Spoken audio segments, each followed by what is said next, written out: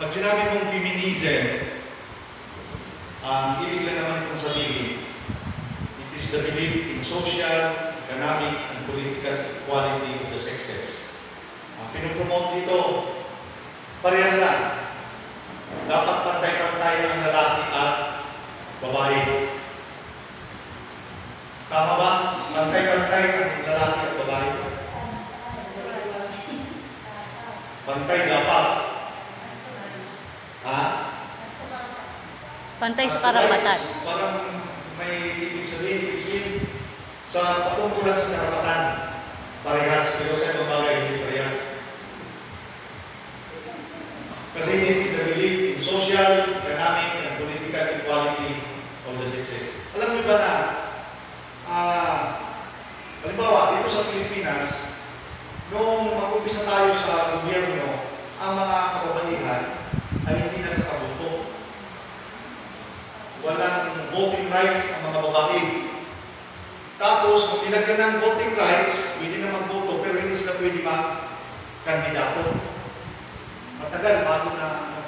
So, yan, umpisa ang itong feminism movement sa Europe, kasi at sa Amerika kasi grabe ng discrimination. Noong araw, ang tingin ng mga tao, mga lalaki sa babae, para siyang chattel or property or pang-aari nila. So, naging malaking issue ito. Kaya lang, ngayon parang I would say na-abuse o na-overuse itong term na ito. So, tingnan po muna natin ang mga definitions. Pero, ito yung nakita kong, hindi ko alam kung ano man sa verse na ito. Sabi ko dito, this verse speaks directly to the responsibility of husbands. Hindi ito nagbibigay ng ano na parang mas mataas ang para daw ng babae. No. The Bible is not promoting that. Ang sinasabi ko, alalahanin ninyo ang mga babae na mas mahina sila. You have to admit, pagdating sa mga physical activities, sa strength, siyempre, majority, as a general rule, mas ang mga lalaki. Pero hindi yan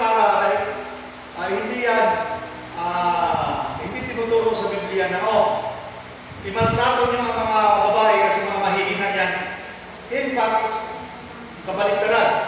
The verse speaks about the direct responsibility of husbands to treat their wives with honor and respect. It emphasizes that men, lalaki, are called to love their wives deeply and to recognize their worth as equals. Sige, weaker vessel, sabi sa English. They are weaker vessel. Pero hindi nakakahulugan na daog-daog doon imaltrato. Rather, i-recognize ang kanilang kahalagahan bilang kapantay in the eyes of the Lord. Also, that verse promotes gender equality as it instructs men to be actively considerate. Ibig sabihin, pinupromote pa rin ang pagkapantay-pantay ng babae at lalaki kasi sinasabihan ng mga lalaki na maging considerate kayo. Huwag ninyong ng mga babae kasi may mga kahinaan sila. And also, it supports the aim. Talaga yung Biblia sa feminism. It supports the aim of feminism which requires mutual respect and partnership in all relationships. Dapat mutual respect and partnership in all relationships.